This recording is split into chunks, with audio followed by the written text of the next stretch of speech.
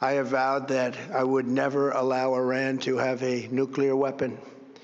This fanatical regime has been chanting death to America, death to Israel for 47 years. Their proxies were behind the murder of 241 Americans in the Marine barracks bombing in Beirut, the slaughter of hundreds of our service members with roadside bombs.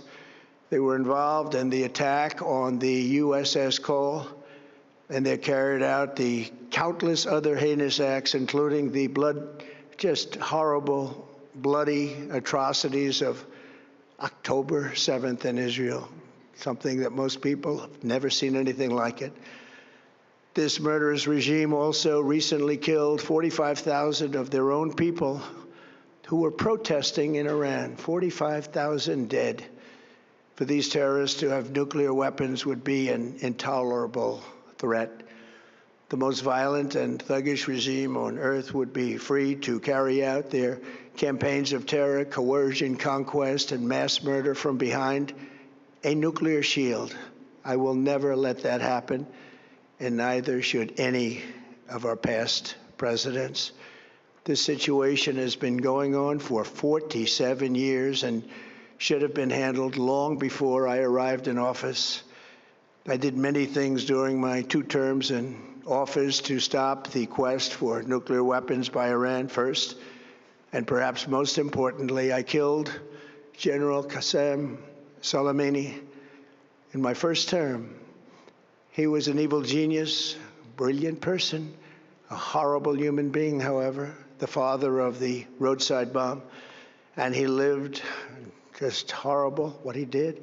Iran would have been perhaps in far better, stronger position. Had he lived, we would have had probably a different conversation tonight. But you know what? We'd still be winning and winning big. And then, very importantly, I terminated Barack Hussein Obama's Iran nuclear deal, a disaster. Obama gave them $1.7 billion in cash, green cash, took it out of banks from Virginia, D.C., and Maryland, all the cash they had. He flew it by airplanes in an attempt to buy their respect and loyalty, but it didn't work. They laughed at our president and went on with their mission to have a nuclear bomb. His Iran deal would have led to a colossal arsenal of massive nuclear weapons for Iran, and they would have had them years ago, and they would have used them. It would have been a different world. There would have been no Middle East and no Israel right now, in my opinion, the opinion of a lot of great experts, had I not terminated that terrible deal. And I was so honored to do it. I was so proud to do it. It was so bad right from the beginning. Essentially, I did what no other president was willing to do. They made mistakes, and I am correcting them. My first preference was always the path of diplomacy, yet the regime continued their relentless quest for nuclear weapons and rejected every attempt at an agreement. For this reason, in June, I ordered a strike on Iran's key nuclear facilities, an Operation Midnight Hammer. Nobody's ever seen anything like it. Those beautiful B-2 bombers performed magnificently. We totally obliterated those nuclear sites. The regime then sought to rebuild their nuclear program at a totally different location, making clear they had no intention of abandoning their pursuit of nuclear weapons. They were also rapidly building a vast stockpile of conventional ballistic missiles and would soon have had missiles that could reach the American homeland, Europe, and virtually any other place on Earth. Iran's strategy was so obvious.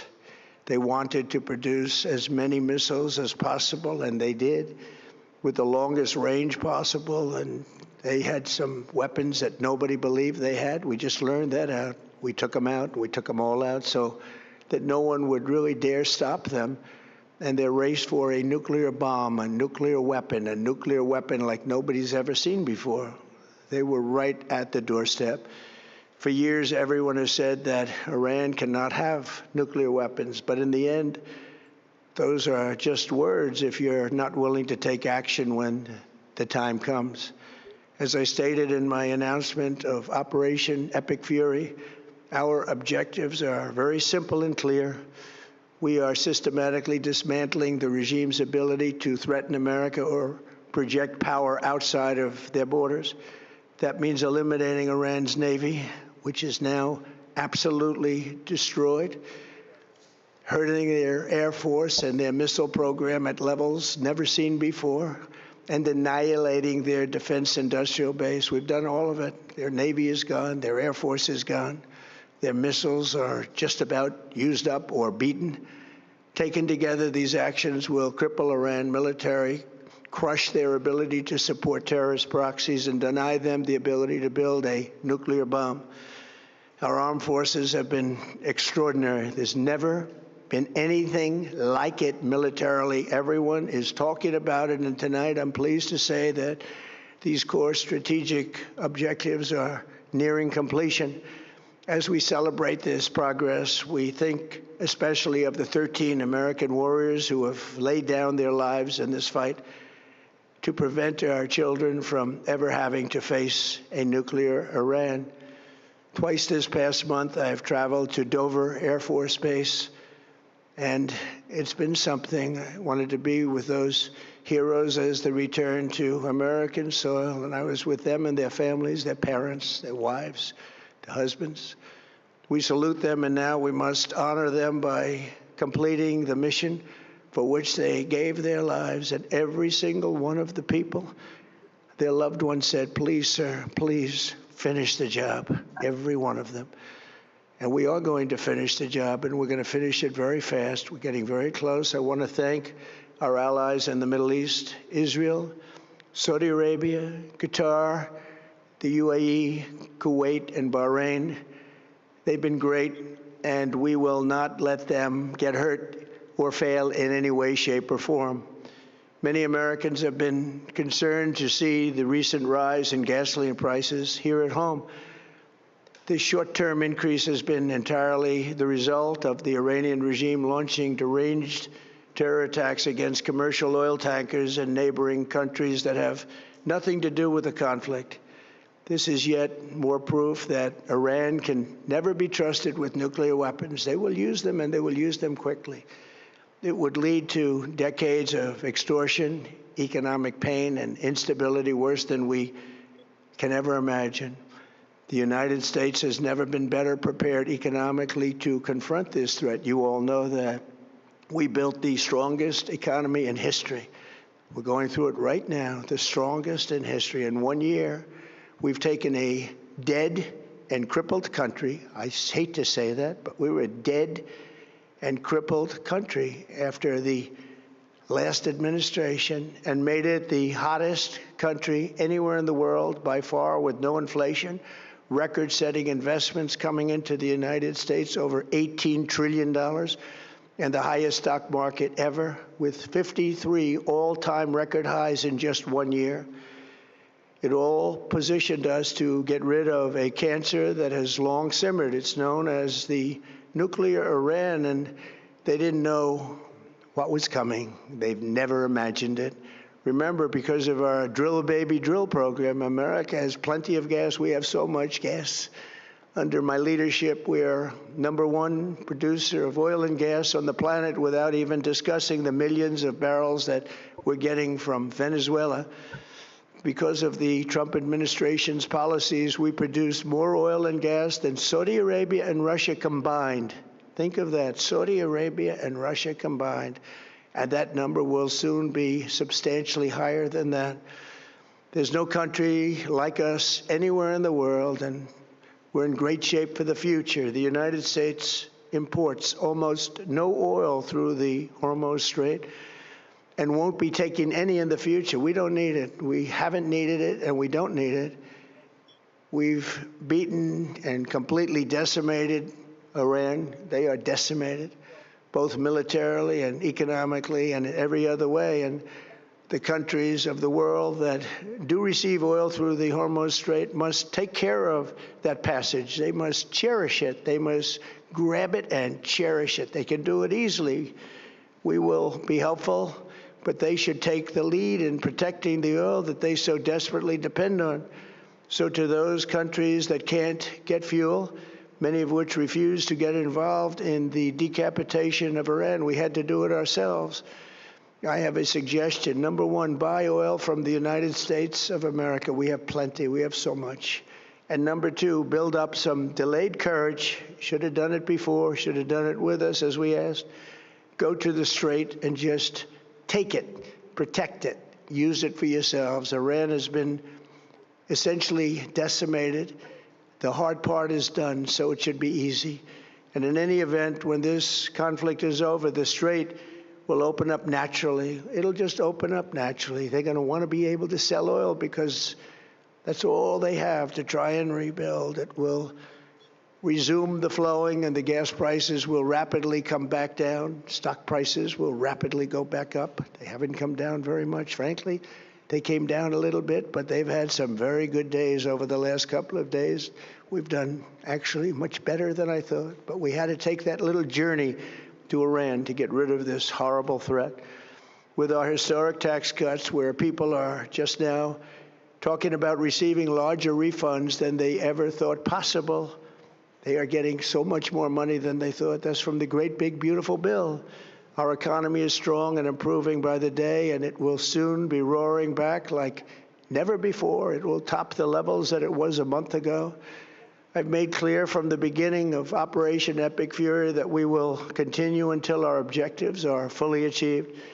Thanks to the progress we've made, I can say tonight that we are on track to complete all of America's military objectives shortly, very shortly. We're going to hit them extremely hard over the next 2 to 3 weeks. We're going to bring them back to the Stone Ages where they belong. In the meantime, discussions are ongoing. Regime change was not our goal. We never said regime change, but regime change has occurred because of all of their original leaders' death. They're all dead. The new group is less radical and much more reasonable. Yet if during this period of time no deal is made, we have our eyes on key targets. If there is no deal, we are going to hit each and every one of their electric generating plants very hard and probably simultaneously. We have not hit their oil, even though that's the easiest target of all, because it would not give them even a small chance of survival or rebuilding. But we could hit it, and it would be gone, and there's not a thing they could do about it. They have no anti-aircraft equipment. Their radar is 100% annihilated. We are unstoppable as a military force. The nuclear sites that we obliterated with the B-2 bombers have been hit so hard that it would take months to get near the nuclear dust, and we have it under intense satellite surveillance and control. If we see them make a move, even a move for it, we'll hit them with missiles very hard again. We have all the cards, they have none. It's very important that we keep this conflict in perspective. American involvement in World War I lasted 1 year, 7 months, and 5 days. World War II lasted for 3 years, 8 months, and 25 days. The Korean War lasted for 3 years, 1 month, and 2 days. The Vietnam War lasted for 19 years, 5 months, and 29 days. Iraq went on for 8 years, 8 months, and 28 days. We are in this military operation, so powerful, so brilliant, against one of the most powerful countries for 32 days. And the country has been eviscerated and essentially is really no longer a threat. They were the bully of the Middle East, but they're the bully no longer. This is a true investment in your children and your grandchildren's future. The whole world is watching, and they can't leave the power, strength, and brilliance. They just can't believe what they're seeing. They leave it to your imagination, but they can't believe what they're seeing, the brilliance of the United States military. Tonight, every American can look forward to a day when we are finally free from the wickedness of Iranian aggression and the specter of nuclear blackmail. Because of the actions we have taken, we are on the cusp of ending Iran's sinister threat to America and the world. And I'll tell you, the world is watching. And when we do, when it's all over, the United States will be safer, stronger, more prosperous, and greater than it has ever been before. May God bless the men and women of the United States Armed Forces, and may God bless the United States of America. Thank you very much, and good night.